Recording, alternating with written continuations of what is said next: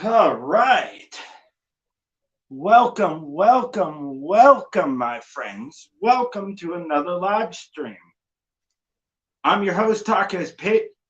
In today's live stream, we will be discussing if Pitt has enough wide receiver talent to replace Jordan Addison. I'm also going to be talking about the backyard brawl as well. I'm also going to be talking about a kid who just committed to West Virginia in Rodney Gallagher. I'm also going to be talking about if Pitt can, let's say, at least sign one local kid, and I don't mean somebody an hour and a half away from Pittsburgh, but if Pitt can sign somebody that is in the realm around campus.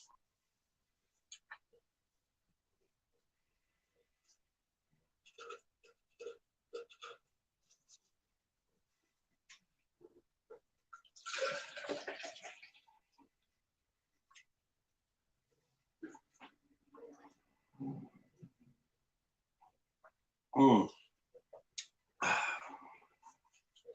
right.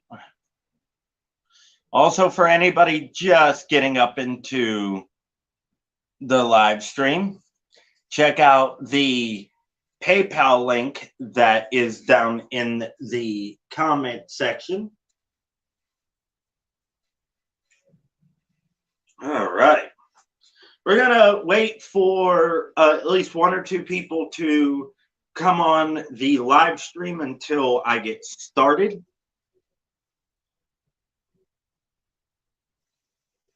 Oh, man.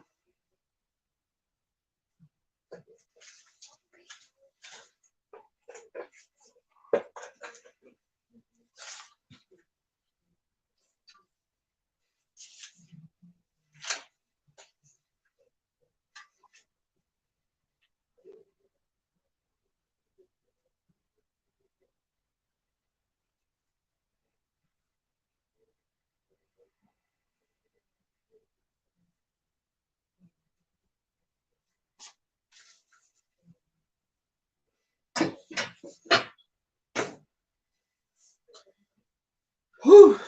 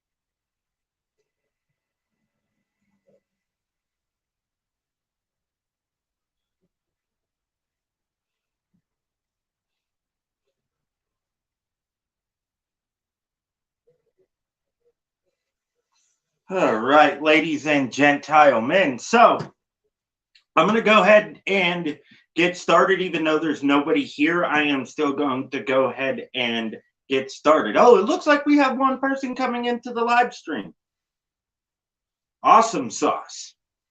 Who do we got? Yvette, welcome. Or, yeah, Yvette. Why do I always get people's names wrong? And I'm doing very, very well. All right, so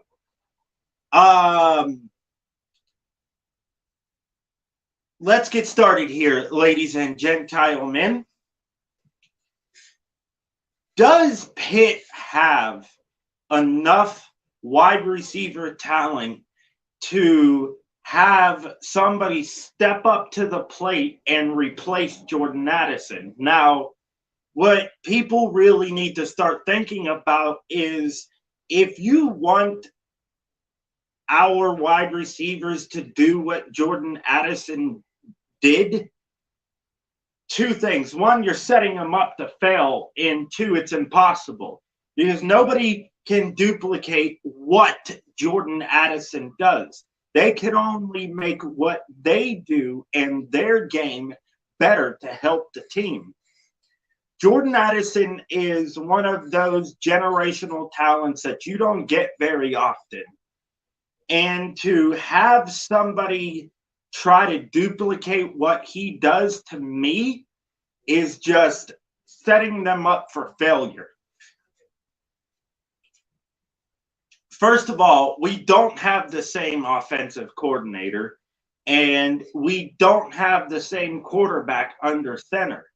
We also run a completely different style of offense than what we have, done before.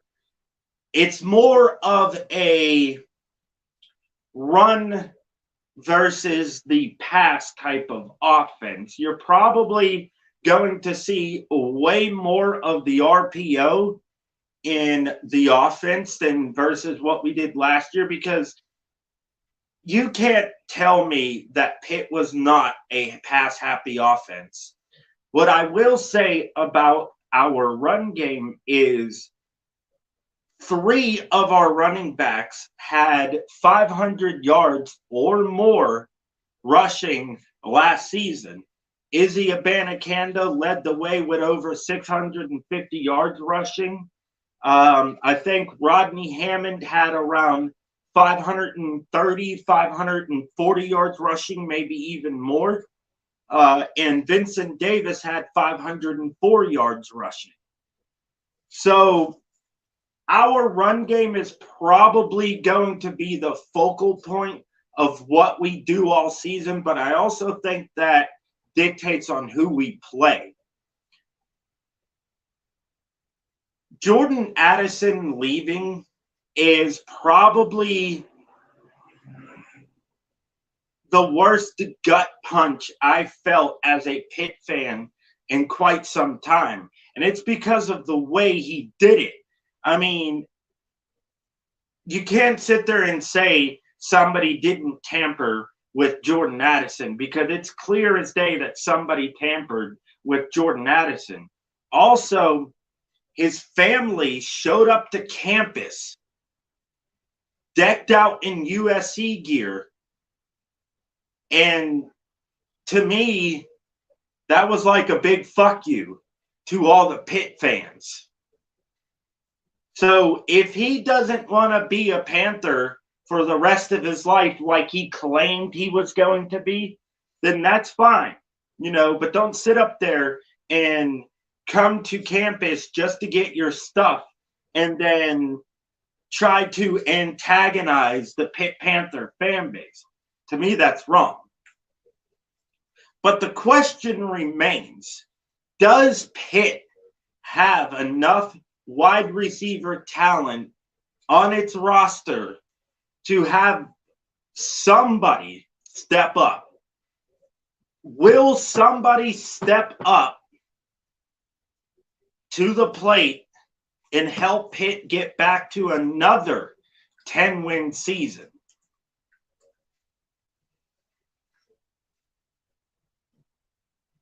Your internet is completely stupid. That's okay, Yvette. That is perfectly okay. Good evening, VicTubes. Good evening, VicTubes. VicTube production is in his house. So, I'm going to go down a list of wide receivers that Pitt currently has in their arsenal. Now, some of these players are not on the roster yet because they're still finishing high school, but they will be here in time for summer camp or fall camp, whatever you want to call it. So, Jared Wayne, Jalen Barden, Addison Copeland, Kenota Mumfield, Miles Alston, Luke Delgadio, Josh Junko, Isaiah Stewart, Jaden Bradley, Gavin Thompson, Jake Mikanacci, Shay Njoku, Bubba Means, and Peter Vardzell. Now, we also have 2 tight end transfers that just came in from the portal. We got Carter Johnson from TCU, and we also got Dylan Davenay from Georgia Tech. So that just adds a couple more weapons that whoever is at quarterback can throw to. And don't forget, we still have the best freshman All-American tight end in Gavin Bartholomew. So, which of these players is going to step up to the plate for the Pittsburgh Panthers? I'm going to go back through this list one more time, and then after that, I'm going to pick 3 wide receivers that I am keeping my eye on. 2 of them are already going to be on the roster, and I'm going to pick one of them that is still not here because he's finishing up high school. And the one that I'm picking that is not on the roster yet because he's still in high school, but he will graduate this year, is Shay Njoku. This kid is lightning fast. Faster than I have ever seen, guys. Faster than I've ever seen. Ever since his freshman year in high school, he has had a triple crown every year in track. He ran the 100-meter dash in 10 seconds. 10 seconds. That is Usain Bolt fast right there.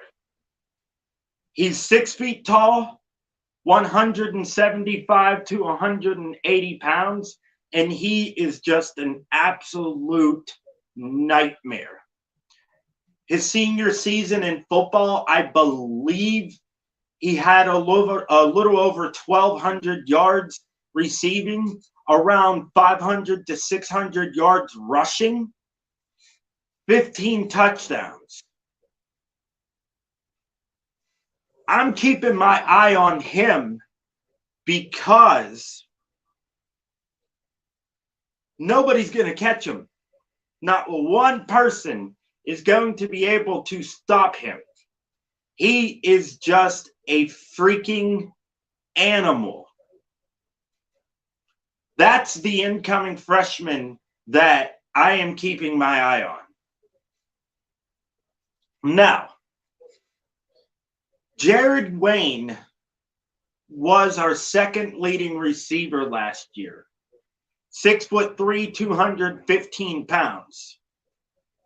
He is probably the best receiver in the ACC as far as it comes to contested catches. He, in my opinion, hold on, my screen's frozen if nobody can see me. All right, there we go. There we go. My screen was frozen. He was our best receiver with contested catches, even better than Addison. Jared Wayne is one of those receivers that if you don't game plan for, he's going to light you up. What does concern me about Jared Wayne is sometimes he doesn't catch the easy balls. And you have to be able to do that, in my opinion. You can't just be great at contested catches and then all of a sudden when the ball's right there, you drop it. Now, the only reason why I'm talking about him is because he's my honorable mention. The other 2 wide receivers that I think can step up to the plate is going to be Jaden Bradley and Kenota Mumfield. Jaden Bradley has been here for 2 years, and he has playing time. But he hasn't had consistent playing time because that's just not how the game plan has worked out. And Kenota Mumfield, when he transferred from Akron, or when I say he entered the transfer portal after playing 1 season with the Akron Zips, we're not the only team that went after him. Some big name, Power 5 programs went after him.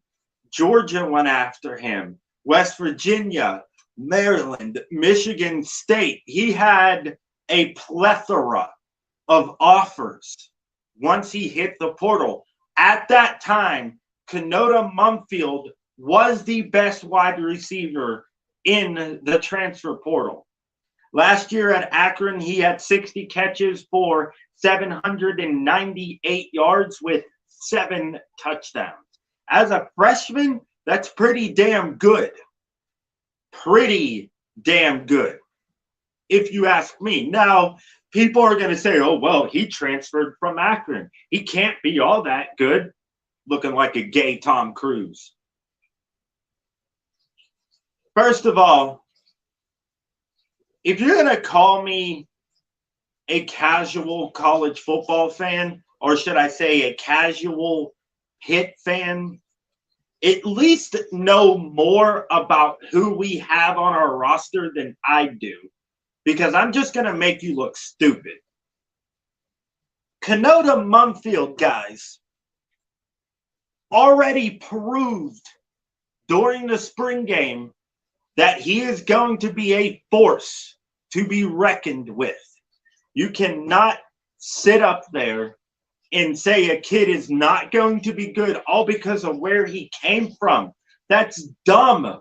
That is the dumbest thing I have ever heard since I've started following college football. Ever since I, finally figured out who my favorite team was back in 2016. Like, it's just fucking ridiculous.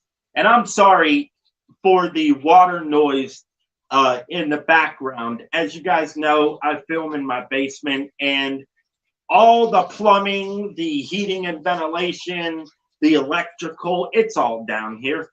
And I do apologize for that. So Kenota Mumfield, guys, is going to be a force that nobody sees coming. And as far as Jaden Bradley is concerned, a big wide receiver, 6'5", 195 pounds. And he's quick. He's not slow for a 6'5" type of receiver. And that's the kind of receiver we need. We need big receivers that can move. And I think right now we only have 2 wide receivers that are over 6'3". Jake McInerney and Jaden Bradley. I'm sorry. Whew. And that, honestly, that pisses me off that West Virginia fans, which leads me to the second part of this live stream, it pisses me off that West Virginia fans are so narrow-minded they can't focus on what we have returning versus who we added in the transfer portal. Oh, you lost Kenny Pickett. You lost Jordan Addison. We're going to win by double digits. You don't have the talent to win by double digits unless it's against Long Island. Like, I mean, that is the only time, if I'm not mistaken, that West Virginia went over 40 points that entire season. You know how many times Pitt went over 40 points? 9. 9 times did Pitt go over 40 points. 9. Pitt not only went over 40 points 9 times, West Virginia only returns 9 starters. How many does Pitt return? 16. 16 starters. We have 14 wide receivers on the roster. We are loaded at every single position except linebacker and tight end. I wouldn't be upset if we went out and got another linebacker or even another tight end because we're going to need it. I'm not confident, or should I say, I'm not too confident in the tight ends that we have behind Gavin Bartholomew. We got Jake Renda, Cole Mitchell. We got that Faulkner kid that transferred from Lafayette. Let's see who else. We got Carter Johnson, Kai Wright, who is the most experienced out of all of them. But Gavin Bartholomew is just one of those tight ends that is just that good. Now, Gavin doesn't, or should I say, does not have a fumbling problem like the tight end we lost to the NFL draft in Lucas Kroll. Lucas Kroll fumbled 7 times. 7 times did Lucas Kroll fumble last year. Gavin Bartholomew, 0. 0. He fumbled 0 times. And he's just as big as Lucas Kroll, in my opinion. So to answer the 2 questions for this live stream, do West Virginia fans have their heads so far up their ass? And are they giving themselves false confidence? And the answer is yes to both of them. I will not sit there and deny that West Virginia doesn't have talent, and I won't deny that they didn't bring in talent. But also at the same time, stop focusing on what Pittsburgh lost.